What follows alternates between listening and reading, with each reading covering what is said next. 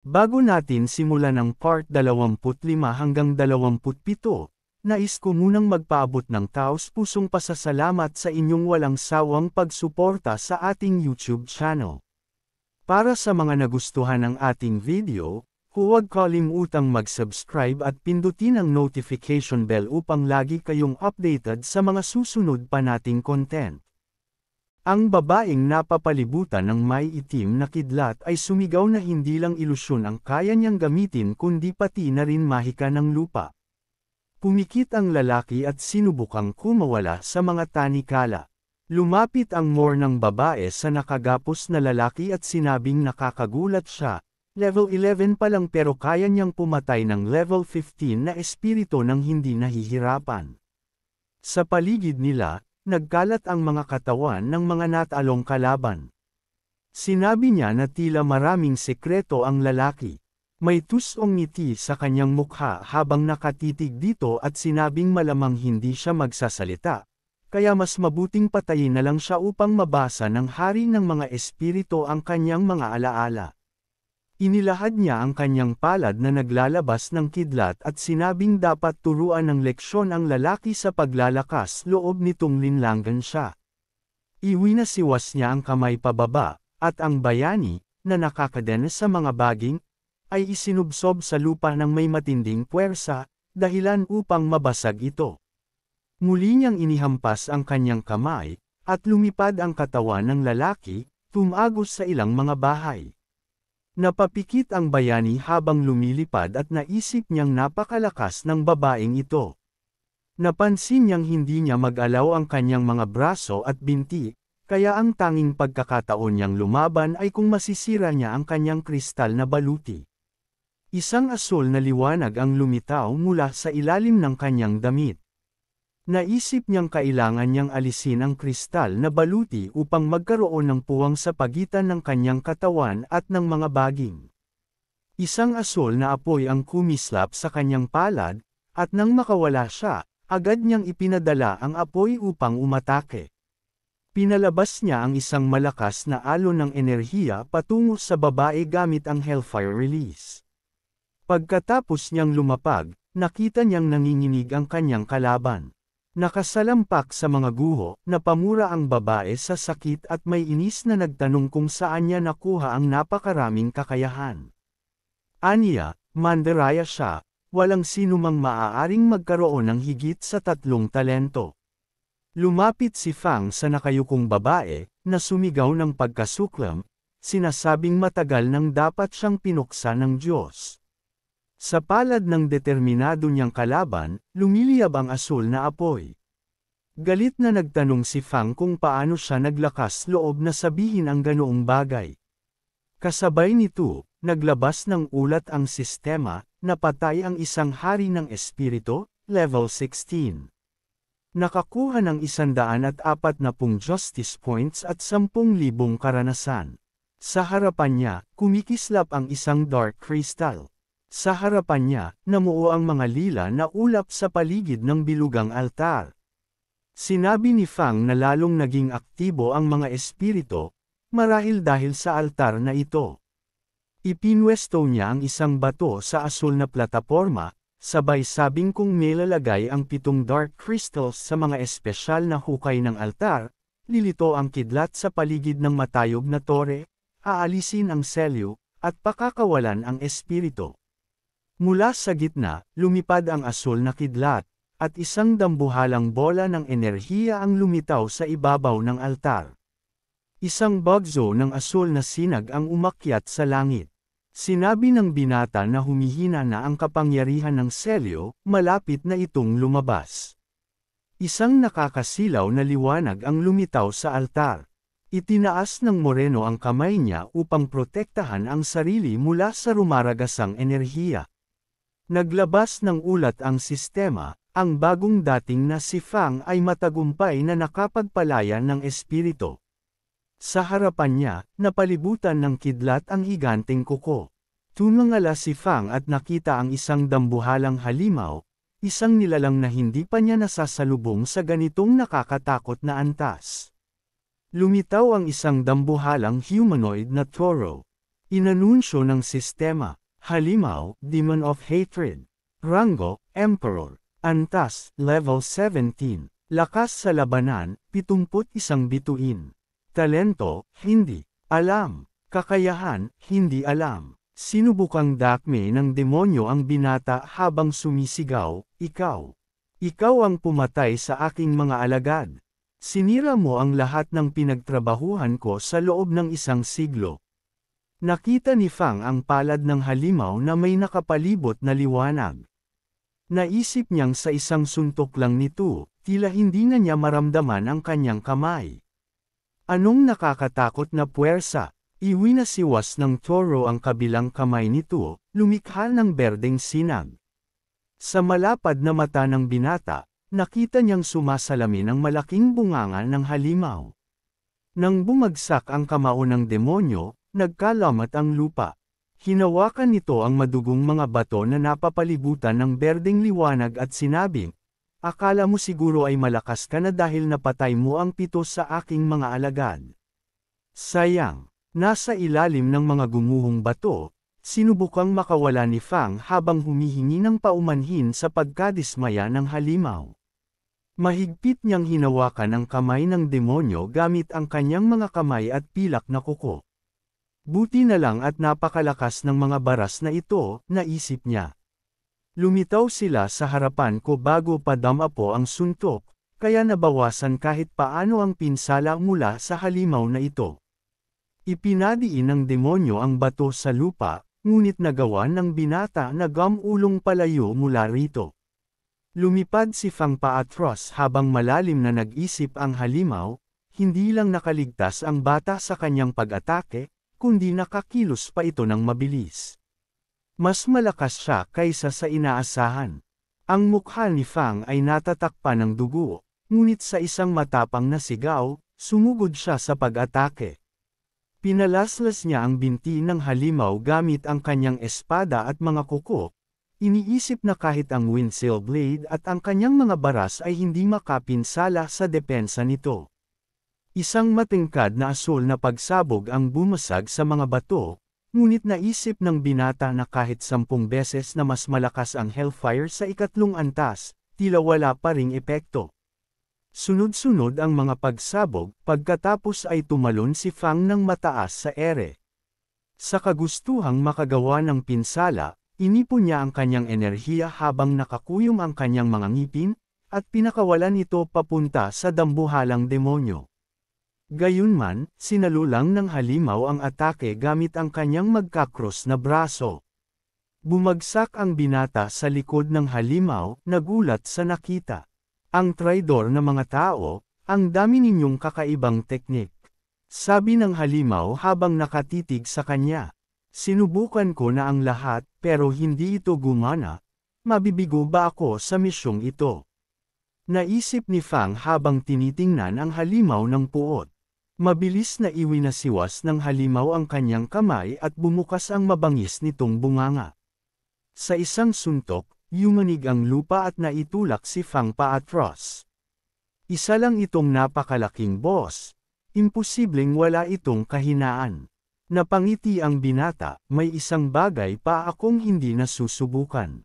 Mabilis niyang inihataw ang kanyang makinang na espada, at sa isang matalim na hiwa, tinaga niya ang katawan ng halimaw sa ilalim ng mga tuhod. Napasubsob ang halimaw sa lupa, at sa kanyang pagbaba, sinabi ng bayani, ang mga kasukasuan ng buto ay mahirap protektahan, iyon ang kanyang kahinaan. Sa galit, bumukas ang bibig ng halimaw at umuungal, wawasakin kita ng buong buo. Sa lupa, bumula ang berdeng likido. Napamulagat si Fang nang makita niyang may isang dambuhalang kuko na pilit inaabot siya. Mula sa likod, isang dambuhalang kamao ang lumitaw. Sa pagkagulat, lumingon siya, ngunit huli na. Isang malakas na suntok ang tumama sa kanya, itinapon siya ng malayo. Bumagsak ang dugo mula sa kanyang bibig habang bumangga siya sa isang malaking bato. Napapalibutan ng mga simbolo ng kagalingan na lumilitaw mula sa epekto ng banggaan. Napahinto ang bayani at sinabi, malaki ang itinaas ng lakas ko. Isang tama lang ang kaya ng bomb ali sa lahat ng buto ko, pero buti na lang, nakuha ko ang talento ng babaeng nakaputing bestida. Automatikong nag-trigger ang kanyang second-order healing skill, na nag-activate ng third-rank regeneration process. Sa loob lamang ng ilang segundo, gumaling ang kanyang sugat. Pinunasan niya ang dugo sa kanyang mukha at ngumiti, sa abilidad na ito, kahit mas malakas ang kalaban ko sa labanan, kaya ko siyang pagunin hanggang sa bumagsak siya. Sa gulat ng halimaw, napabulalas ito, buhay ka pa rin. Ngunit buong kumpiyansang sinabi ni Fang, ikaw lang ang mamamatay dito. Naglabas ng abiso ang sistema. Mas mahigit sa distrito 9,321, ang rookie number 74 ay napatay ang Demon of Hatred at kinuha ang unang pwesto sa Blue Star. Nagulat si Fang sa lumabas na notifikasyon. 1 sa 10, kailangan kong magmadali. Mabilis siyang sumugod sa kalaban, nag-iiwan ng kumikislap na bakas ng liwanag sa kanyang daanan. Sa malakas na pagungal ng halimaw, lumipad ang maraming debris sa paligid. Tumalon si Fang pataas, papalapit sa kanya. Kasabay nito, lumitaw ang kanyang ghost clone sa tabi niya. Nagkandara pa ang mga pulang kamay ng halimaw, hindi alam kung sino ang unang hahabulin. Tumakbo ang bayani habang iniisip, ang ghost clone ay may kalahati lang ng aking kapangyarihan, pero kung gusto kong gamitin ito ng buo, kailangang mag-synchronize ang aking 6 na pandama. 2 brunteng anyo ang sabay na umatake sa demonyo mula sa magkabilang panig. Buti na lang, naisip ni Fang, bago ko tinanggal ang selyo ng demonyong altar, nakuha ko ang isang prutas na nagpataas ng aking panlasa sa F-rank. Nagpatuloy ang sabay na pag-atake ni Fang at ng kanyang clone sa bumabagsak na halimaw. Ngayon, naisip niya, lahat ng 6 kong pandama ay gumagana. Ibig sabihin, kaya kong gamitin ang taming skill at ang ghost clone ng sabay. Muling naglabas ng abiso ang sistema.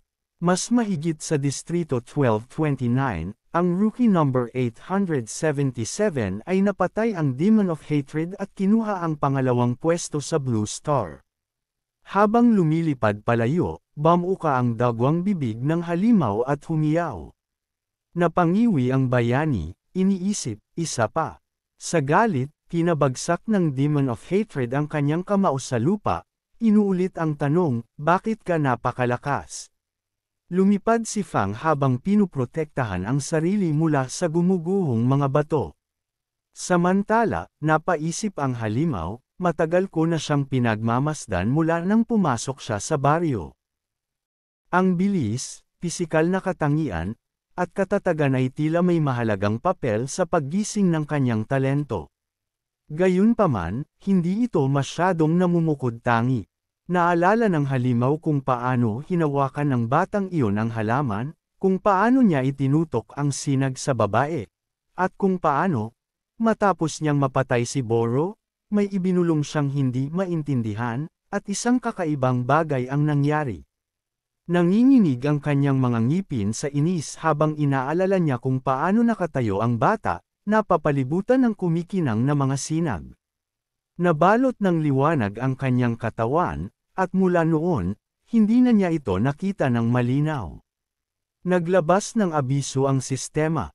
Mas mahigit sa distrito 331, napatay ng kalahok mula sa nayon bilang 7 ang Demon of Hatred at nakuha ang 3 pwesto sa Blue Star. Nagpatuloy ang bayani at ang kanyang kopya sa pag-atake.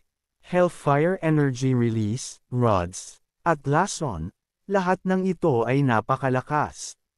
Hindi makapaniwala ang halimaw na hindi pa rin ito tumatagos sa kanyang baluti. Ngumiti ang halimaw, ibinuka ang mga ngipin nito, habang biglang lumapit ang bata at inatake siya ng espada. Muling lumabas ang isang abiso.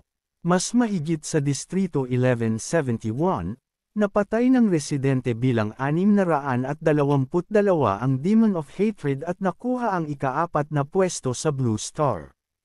Ang mga manlalaro mula sa bayan ng bayani ay tumingin sa sistema ng may pag-aalala. May 6 na pwesto na lang ang natitira, at nagsimula na silang mag-alala. Isang babae ang nagtaas ng kamay sa kanyang baba at nagsabing, nakakagulat ito.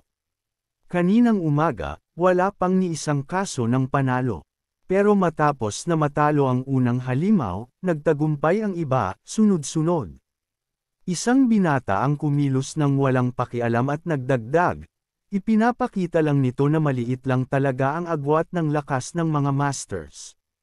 Kaya naman nagawa nilang tapusin ito ng sunod-sunod. Ang kausap niya ay tumiklap ang mga braso at tumango. Ang misyon ng ating nayon, bilang 911, ay mas mahirap kaysa sa iba. Kaya magiging napakahirap mapasama sa top 10. Napabuntong hininga ito at nagsabing, hindi ko gaanong inaasahan na makakapasok si Ginoong Fang sa top 10. Ang mahalaga, ligtas siya. Sa anumang kaso, pwede naman niyang subukan ulit bukas. Ngunit napakunot noo ang kanilang pinuno, tinitigan ang notification, at mariing sinabi, magtatagumpay si Fang. Muling naglabas ng abiso ang sistema. Mas mahigit sa Distrito 1, napatay ng miyembro ng nayon bilang 911 ang Demon of Hatred at nakuha ang ika-5 pwesto sa Blue Star. Dahan-daang itinukod ng isang brunette ang kanyang espada sa lupa, halatang pagod ngunit determinado. Humarap ang halimaw at huminga ng malalim, sa wakas, nagawa rin niya ito. Nakahiga si Fang sa likod mismo ng bangkay at mahina niyang sinabi, nakakapagod. Lumabas ang isang sistema ng window. Mas mahigit, binabati ang nayon 911 sa pagpasok sa top 10. Natanggap ang mga espesyal na gantimpala. Mga natanggap na gantimpala. Matapos malikha ang nayon, tataas ng 200% ang mga paunang istatistika. Dahil sa pagtaas ng kahirapan, mas magiging mahalaga ang mga gantimpala. Natanggap, 400 karanasan puntos, 2 gintong treasure chest. Natanggap, espesyal na misyon na item, puso ng Demon of Hatred. Pagkatapos, tinanong ng sistema, mas mahigit, nais mo bang malaman ang tunay na kalagayan ng mga pangyayari? Sumagot ang bayani ng oo. Mula roon, lumitaw ang isang nakakatakot na pangitain. Ang huling pagsubok para sa mga baguhan ay malayo pa sa katapusan, isang bangungot ang paparating. Ang proteksyon na harang ay nawasak, at bumagsak ang panglangit na parusa sa nayon. Walang silbi ang lakas ng daan-daang tao laban sa halimaw na ito. Sa kalangitan, lumulutang ang isang arkanghel na may helmet. Itinaas niya ang kanyang kamay at sinimulan ang pag-atake sa mga taga-nayon. Mga bangkay at pagsabog ang nagkalat sa paligid. Hindi nagawang protektahan ng pinuno ng nayon ang kanyang mga kababayan, mga kasama, at mga mahal sa buhay. Isang batang lalaki, nanginginig sa takot, ang mahigpit na humawak sa puluhan ng kanyang espada. Napagtanto niyang natalo na sila. Sa huling pagsubok, sumugod ang binata hawak ang kanyang espada. Ngunit agad siyang tinamaan ng sinag mula sa mandirigmang makalangit. Bumagsak ang natalong pinuno sa lupa. At sa kanyang isipan, tanging puot, paghihiganti, at pagnanasa sa pagpatay ang natira. Ngumisi ang demonyo, inilabas ang kanyang mga sinulid, at itinuro ito sa mandirigmang makalangit. Ang kanyang katawan ay napuno ng matinding galit, yumuko ito. At saka pumasok sa kanyang mata at bibig ang berdeng enerhiya. Sa kasalukuyan, tahimik na pinagmasdan ni Fang ang sistemang window na ipinakita sa kanya ang larawang iyon. Hinaplos niya ang kanyang baba at napaisip, ang pinuno ng nayon, matapos niyang mamatay, ay naging bihag ng isang madilim na Diyos at tuluyang naging isang Demon of Hatred. Ang nayong ito na inabandona ay naging sakop ng kanyang kapangyarihan. Kaya naman, ang panglangit na parusa ang magiging huling pagsubok na kailangang lampasan ng nayon ng baguhan. Nag-isip ang binata, gaano nga ba ito kahirap? Ngunit bigla siyang nanginig nang makita niya ang bagong notification sa kanyang harapan. Sa tabi niya, nagsimulang gumalaw ang katawan ng Natalong halimaw. Nagsimulang kumislap ang demonyo. Nakapangalumbaba ang binata at mahinang sinabi, mukhang magiging problema ito. Sa langit, nagniningning ang buong buwan. Isang manlalaro ang bumitaw sa kanyang punyal at pagod na umupo sa lupa. Hingal na hingal siya at ang kanyang kasama matapos lamang talunin ang rank 8 Beast General. Biglang lumabas ang isang notification. Mas mahigit, Distrito 9,321, ngayon bilang 74, ay opisyal nang naitatag at binago ang pangalan nito sa Polar Night. Ang pangalang ito ay exclusive. Tumingin ang isang babae sa notification at nagtanong, kailan kaya gagawa ng nayon si Boss Fang? Napaisip siya, sulit ang pagsubok na ito, kahit na inubos nito ang lahat ng lakas ng mga manlalaro. Sa tabi ng bangkay ng halimaw, nakaupo ang buong pangkat sa mga bato, napapaisip. Nag-usap-usap sila kung paano naunahan ng ibang nayon ang grupo nila. Kung hindi lang sana Dumobal ang hirap ng ating misyon, siguradong tayo ang nauna, sabi ng isang babae. Napagpasyahan nilang tawagan ang kanilang pinuno. Naghihintay ang lahat ng sagot mula sa kanya, puno ng pag-asa. Nagpakita ang main character at bumati. Sa chatbox, nagtanong ang mga manlalaro. Kailan tayo magtatayo ng ating sariling nayon? Lalo nang nainip ang isang lalaking may nakapusod na buhok. Tumikim ang bida at sinabi, bago natin simulan ang pagtatayo, kailangan muna nating magkaroon ng malakas na pangalan. May mga mungkahi ba kayo? Biglang bumuhos ang mga ideya. Panginoong Nayon, nayon ng mga immortal. Ang ikalawa sa ranggo ay sumali sa usapan. Bilang mga tao ng Dragon Kingdom, dapat nating panatilihin ang espiritu na isinilang sa atin.